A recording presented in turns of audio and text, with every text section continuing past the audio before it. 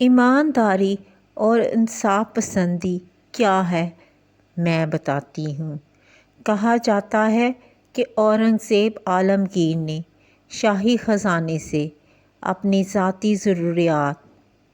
پوری کرنے سے ہمیشہ گریز کیا۔ ایک مرتبہ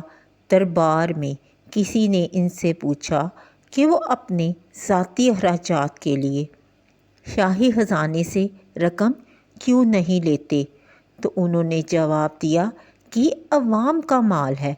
اور میں اس میں خیانت نہیں کر سکتا۔ یہی وجہ ہے کہ انہوں نے اپنی گزر بسر کرنے کے لیے قرآن پاک کی کتابت کی، ٹوپیاں سلیں اور ان کے بیچنے سے حاصل ہونے والی آمدنی سے اپنا گزارا کیا۔ ایک مرتبہ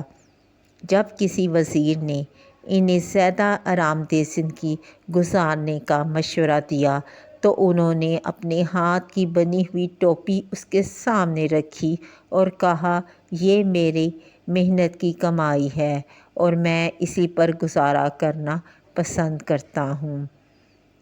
یہ واقعہ اورنگزیب عالمگیر کی سادگی،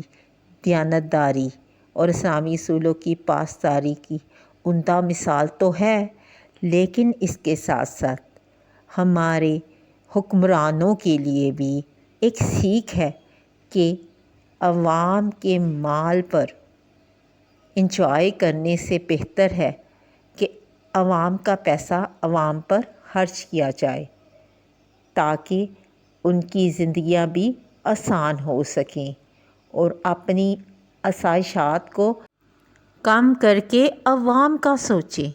تاکہ عوام کی بھی حالت زار بہتر ہو سکے اور وہ بھی اللہ کی نعمتوں سے